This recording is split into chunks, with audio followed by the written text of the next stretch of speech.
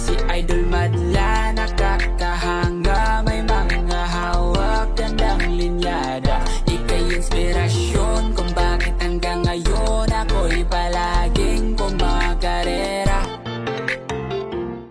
Ngayong araw, 3 ibon ang papadala natin kay Boss Rocky Umipig ng Tarlac. And maraming salamat, Idol, sa pag-avail. So, ito yung lalagyan ng ibon. So, 2+1 ang ginawa natin sa kanya. So, 2 ibon. Dahil solid support at saka top pan, meron siyang isang keep bird. Ayan. So, 2 kinuha niya, yung mga pangmalak. Breeder na age na kinuha niya eh. So, dito natin lalagyan 2. Tapos dito yung gift bird niya of color, ilalagay natin isa dito sa kanya. So, ang 2 kinuha niya, ito actually may itlog nga yun, 2. Ay, isa lang pala. Ito yung itlog ng isa, oh. Ayan. So, papa-sitter ko na lang muna to. Kaso, nagka-crack yata yun, no? Nagka-crack. So, hindi pa na pala pwede. Yung isa kasi, fake egg. Yung first egg kasi nila, nabasag din, nalaglag eh. So, ito yun. Yung papadala natin kay Boss Idol. Actually, may kapares pa siya ngayon. So, boss, ikaw na lang magpares, ha. So, speed bird, mga kalapatid, yung nakakuha niya. Purong kapatid nila Kobe.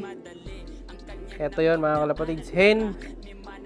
Yan, Idol. Ito yun, yung hen yung nakalimlim. Kasi may itlog yan eh. Tapos sa kabila, yung pinakabara ko naman na nakuha niya isa. Hanapin muna natin. 181. Ito ba yan, tol? Nasa labas. Ito, yung 181, mga kalapatids. Natin. Di pa, siya pala yung tawa pa rin ako. Magkamukha kasi 2 na yun, nalilito ako. So, ito yung isa. Ayan, ito yung nasa baba, mga kalapatids. Ito naman yung nakuha niyang barako. Ayan, speedbird din. So, grabe, solid. Puro speedbird nakuha niya. So, saka to. Pag pinagpares niya to, mga kalapatids, matik na yan. Sure pulling yan, mga kalapatids. No? So, alam ko na yung mga line natin dito, basta ganyan. Sigurado yan, basta pulling, fundraise, sigurado. Papasok yan, Idol. So, sakto. May pang laban ka na dyan sa area nyo. Taga dyan din yung kalapatids natin na kumuha na si ano eh. Mas pangalan ni Boss Idol. Sabuto yung pangalan ni Boss Idol. Taga Tarlac din yun. Kumuha sa atin. Ngayon, ano na siya? Harang na siya doon sa kanila. Tuwing may pooling, lagi siyang panalo. Ayun, si Boss Tony Caballo ng Tarlac. Shoutout sa iyo, Idol. Eh, napakahusay ng ibon. Lagi siyang nasa top halos. Madalas naglalap winner pa. So nakakuha din siya ng mga ibon. Sa atin sabi niya, mga line din ng ibon natin yung mga nananalo niya. Kaya congrats, Idol, ha. So ngayon, lalagyan na natin. Babox ko na yung mga ibon. Pero ito, papakita ko muna sa inyo, mga kalapatid, yung mga ibon. Isa-isa. Yan, papadala na natin sa kanya to eh. Yan, nag-request din kasi siya ng shoutout. Yan, kaya ito, Idol. Tingnan natin yung hen. Oops. So, Idol, ito yung hen. Ayan.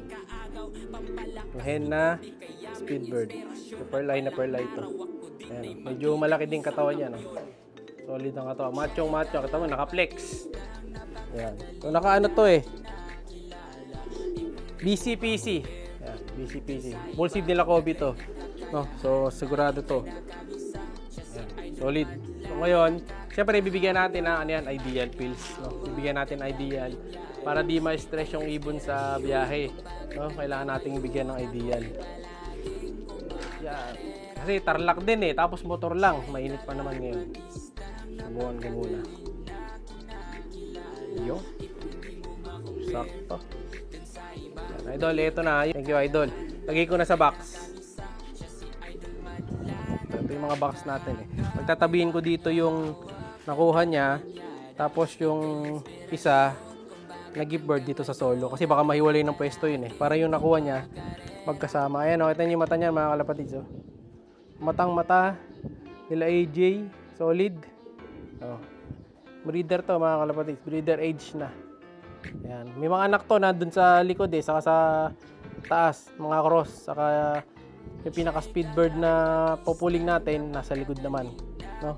Yung mga kinrocks naman natin doon sa pang derby natin nasa taas. Ito naman yung barako na nakuha ni Boss Idol. Ayan, no? Ganda din. Solid.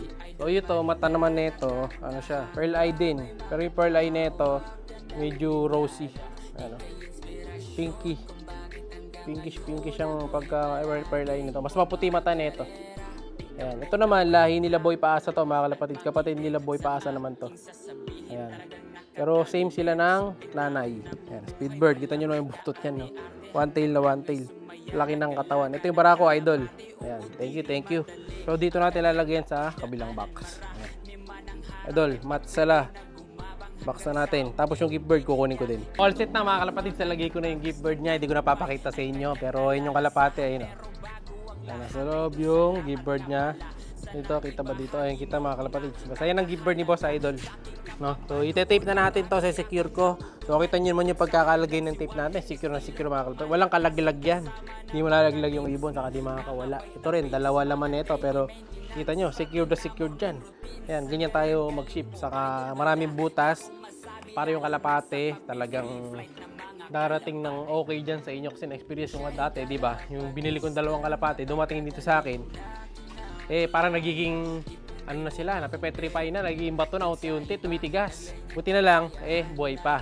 No? Kaya tayo, nilagyan natin ng maraming butas. Kasi ayokong ma-experience ng iba yung ganun na experience natin.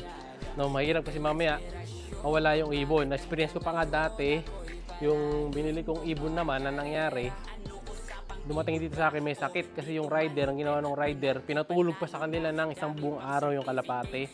So kung Lunes ngayon, iniwi niya muna sa kanya and then na-deliver pa sa atin Martes pa ng hapon, ganun. So natulog pa sa bahay nila mga kalapatid. Siguro baka nahawa ng sakit yung kaya nang dumating dito, wala na mga kalapatid yung ibon, malata na, hindi ko na na-recover. So ito, babox muna natin. Ite-tape ko muna. No, babalikan ko yung mga kalapatids. Wala pa kasi yung ano natin, inabangan nating ibon ngayon. Piruin nyo, last days na, wala pa yung mga ibon natin. Kasi nagkaroon ng problema.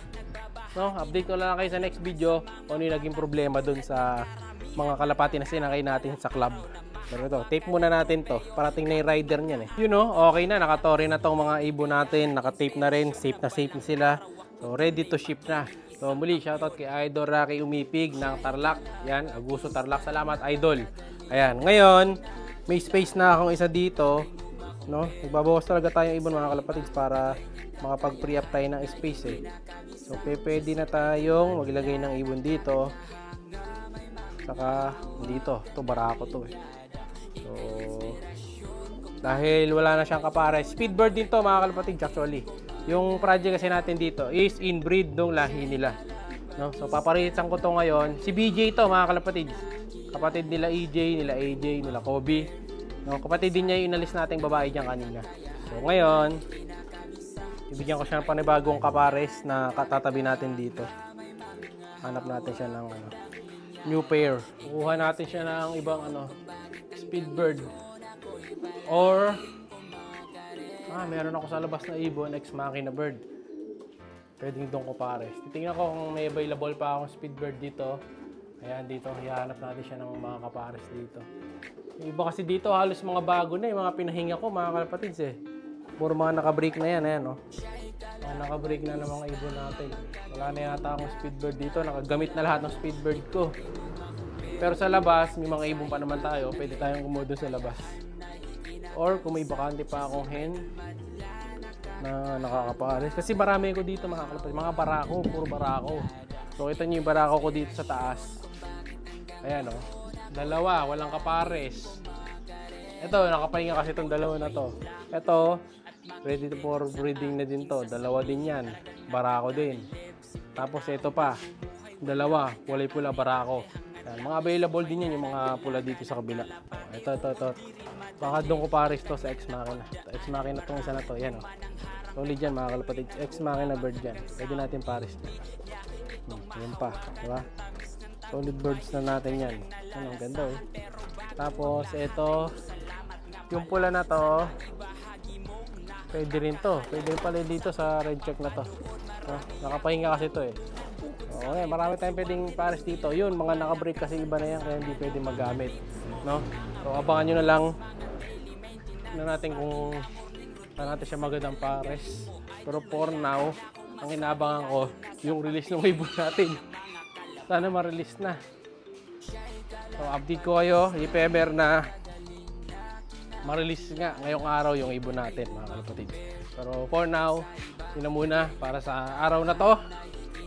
Ito pa pala, mga soon. Palabas na mga bago nating young birds. Ayan o. Abangan nyo, mga puro pula. So, ayusin ko muna yung mga breeder ko dito. dahil tayo ay breeding season, abangan yung mga pagpaparising ko. So comment palagi kasi binibreed ko na yung mapapanalunan nung ating lucky gift bird winner for the month of March. Kaya comment na palagi, like, share, subscribe. Ingat! Siya'y kalapatistang napakagaling na kinakilala.